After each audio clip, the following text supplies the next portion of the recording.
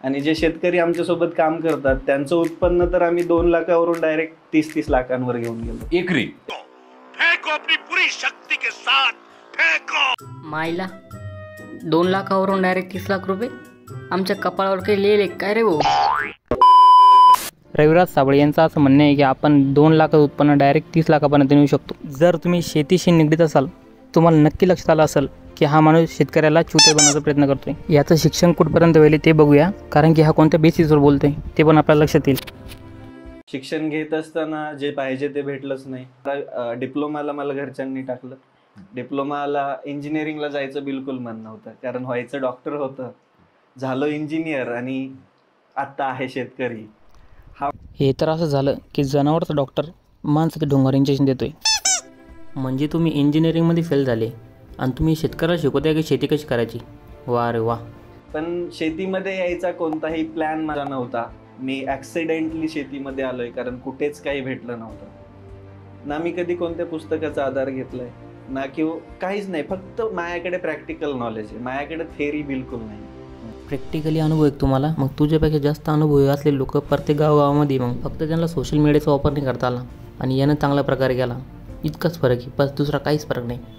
रविराज साबळेबद्दल माझ्या मनात काहीच नाही आहे, कारण की हा माणूस चांगलं पण काम करतो आहे, लोकांची मदत पण करतो आहे आणि खरं म्हटलं तर हा माणूस नाही का शेतकऱ्यांचा आवाज शासनापर्यंत पोहोचवण्याचं काम करतो आहे। या गोष्टीमुळे भाऊबद्दल तर रिस्पेक्ट आहे माझ्या मनात, पण अशा खूप साऱ्या ठिकाणी यांनी शेतकऱ्याला मिसगाईड करण्याचा प्रयत्न केलेला आहे। आता सध्याची कंडिशन कर्जमाफीची, यांनी शेतकऱ्याच्या सपोर्टमध्ये बोललं पाहिजे होतं, पण त्यानं राजकारणाविषयी जास्त जण चर्चा सुरू केली। मग मला असं वाटलं की हा राजकारणाविषयी इतका बोलतो की याचा हेतू काय नेमकं ते पहिले जाणून घेऊया।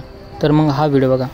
आणि एक गोष्ट सांगू, म्हणजे मी तरी शिकलोय, तुम्हाला किती पटेल नाही पटेल माहीत नाही, बघणाऱ्यांना तुम्हाला या जगामध्ये पैसा सोडून काहीच इम्पॉर्टंट नाही। 100%। तुम्ही कितीही 100%. प्रयत्न करा, तुम्ही कितीही नाती जपा, कितीही काही करा, तुम्हाला नातं जपायला पण तुमच्या खिशात पैसा पाहिजे। 100%। एक नंबर, मस्त।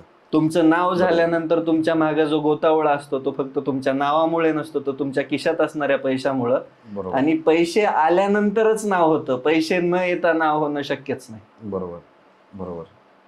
त्यामुळं कायमस्वरूपी शेती करा, व्यवसाय करा किंवा अजून इतर काहीही करा, कायमस्वरूपी ध्येय हे पैसा ठेवा, तेव्हाच तुमच्या आयुष्याला किंमत आहे। बरोबर। हेतू फक्त पैसा आहे, दुसरं काहीच नाही आहे, हे तुम्हाला लक्षात आलं असेल। आणि बच्चू कडू यांचं एक विधान आहे, ते पण तुम्ही नक्की ऐका। जे घरी बसून टोमणे मारणारे लोक ते म्हणतात की बाबा तुम्ही जायला पाहिजे ना, तुम्ही म्हणता पावसात काय करायला पाहिजे, 200 लोक आंदोलन करायला पाहिजे, म्हणजे छातीवर गोळी घ्यायला पाहिजे, आम्ही 4-5 मराले पाहिजे होतं, म्हणजे तुम्हाला तेव्हा शांत वाटले असते। शेतकरी नेता उभाच राहिला नाही पाहिजे, राहिला तर त्याला खतम केला पाहिजे, अशी एक एकंदरीत धारणा आहे। एवढे हुशार ज्या दिवशी लोक होईल त्या दिवशी बच्चू कडूची गरज राहणार नाही, तुमची गरज राहणार नाही। लोक मुद्द्यावर मत मारत नाही, जातीवर मारतात, धर्मावर मारतात, पार्टीवर मारतात, पैशावर मारतात। हेतू फक्त पैसा पैसा पैसाचे, बस दुसरं काहीच नाही आहे।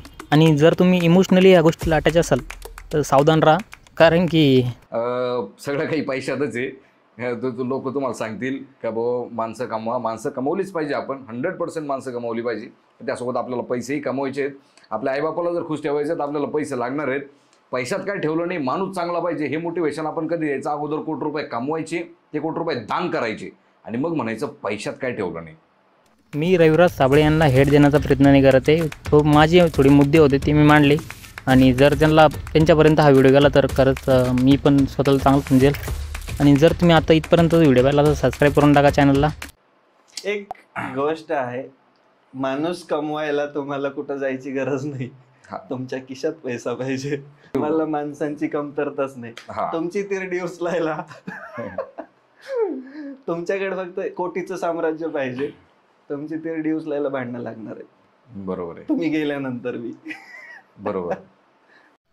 आणि नेक्स्ट रोस्ट लवकरच येणार आहे। धन्यवाद।